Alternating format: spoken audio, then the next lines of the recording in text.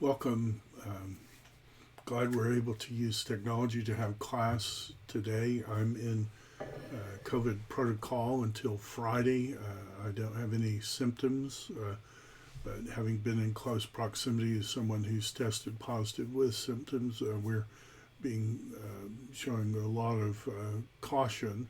I'll be tested on Monday. If it comes back negative on Wednesday, then I'll be cleared to come back for Friday's class. Until then, we'll just use the online here. I posted the quiz online, the practice quiz, and then once you have studied and you can watch this video, you can take the actual quiz.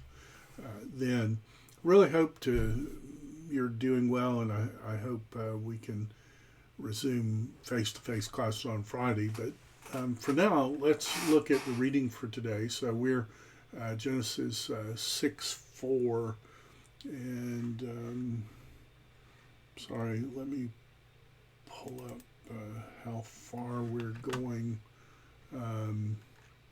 Yes, we are going through verse 12 today.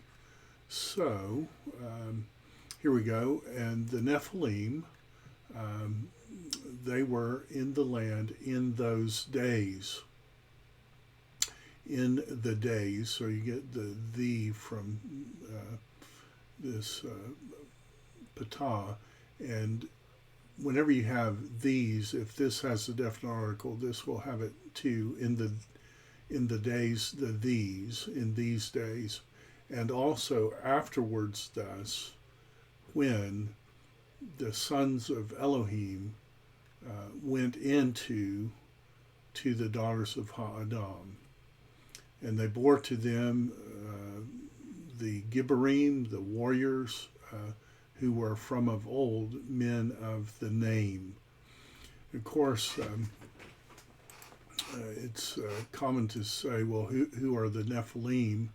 And if we do a Bible word study here,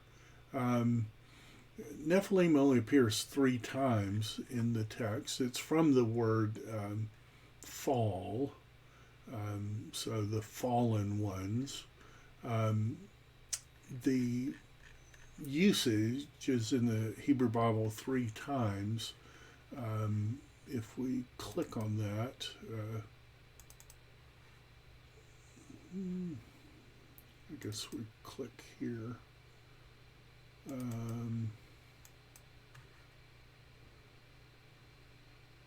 I don't know why that is doing that. It comes up in Numbers. I think I have too many things running up. I think this is freezing up my computer. Yes, it is. There we go. The passage, the other passage is in Numbers, and it just shows that here we go, that the Nephilim survived the flood, and so we have to ask ourselves, how is that the case? And they either survived the flood in the ark or outside the ark. And it seems to me that the whole Bible biblical theology is saying they survive in the ark because the seeds of fallen humanity are in Noah and his sons and their flesh. It's going to take more than just a human Noah. It's going to take the Son of God, Yahweh incarnate.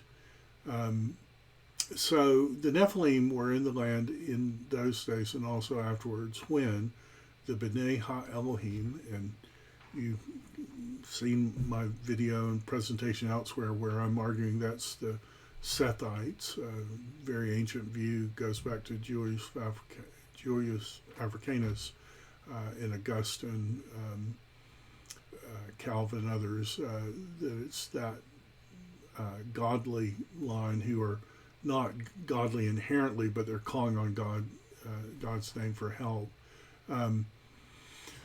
uh, married the daughters of Ha-Adam, and they bore to them the Gibborim, the warriors. So God calls himself El Gibor, the warrior God. The Messiah is called El Gibor. That's who these fallen ones are like. They're mighty men, powerful men. And the Lord saw that great was the evil of Ha-Adam. I really do wish the ESV would translate it, the Adam. You can see that that's the word that appears here. Because you need to ask the question, does that include Noah or exclude Noah? And clearly it includes Noah. Noah is finding grace. He's not finding what he deserves. He's finding grace, the greatness of Ha-Adam in the land, and that every intent of the plan of his heart is only for evil all the time. The Lord was sorry, was comforted, and we'll put the this X out of this. The Lord was nahamed, was sorry, was comforted that he made Ha-Adam. Does that include Noah or exclude? It includes in the land, and he comforted him or grieved himself, Hithbael of Atsav, to his heart. It grieved him to his heart. And I think we're reading through, we are reading through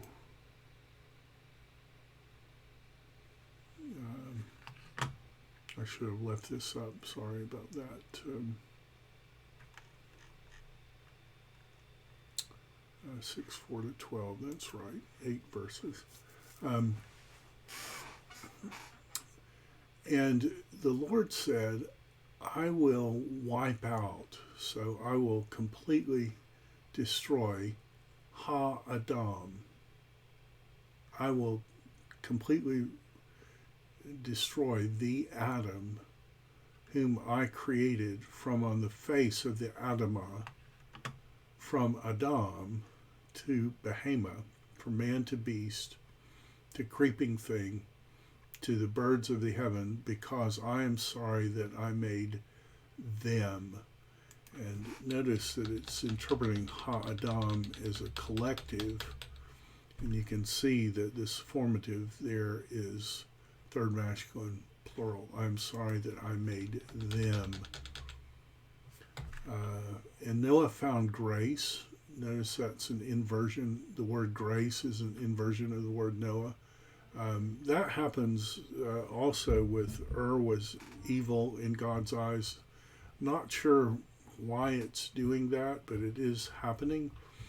Noah found Hain in God's eyes, in the eyes of the Lord. These are the Toledoth of Noah. Noah was a righteous man, and we've talked before how this word Toledoth is related to the Greek word yelid, to have a baby. So it's like Noah found grace, and what happened as a result of that grace is Noah was a righteous man. He was perfect, and notice that's plural, in his generation, with and see you've got your athna, so major break here, with Elohim Noah walked around. Noah begot 3 sons, Shem, Ham, and Japheth. And then it says, and the earth was corrupted before Elohim, and it was filled with the earth was filled with Hamas, violence. God had wanted Adam and Eve to fill the earth with godly offspring, but because they rebelled, the result is they filled the earth. The earth was filled with violence. And Elohim saw the earth, and behold, it was corrupted, because all flesh had corrupted its way on the earth. Does that include Noah or exclude? Well, by the time we get to the end of this story in chapter 8 at the end, when only 8 people are alive, it says the Lord smelled a soothing aroma, and the Lord said to his heart, I'll never again curse the Adamah for the sake of Ha-Adam. There are only 8 people alive at this point, so include or exclude Noah? Well, include, because the intent of the heart of Ha-Adam is evil from his youth. I will never again strike all living things as I have done. So it seems clear to me that Augustine was right, Africanus was right, that this is God showing grace to people who are inherently plagued with sin. It's how God saves everyone. The reason the flood came is because those who were appealing to God for help compromised that by intermarrying with pagans because of beauty or money, perhaps. And God says that's it. The judgment's coming. And if that's true, if Methuselah married the beautiful Naamah, then Noah's family is the most guilty of all, and yet he finds grace. It seems to me that that's the meta-narrative of the whole Bible. Listen, I hope you have a good time working through this in Hebrew. I'll post another video for Wednesday's class. Once you've studied the translation, you're welcome to download the actual test, and you can just put that in my mailbox, and I'll pick it up on Friday, and I hope to see you then. Thanks.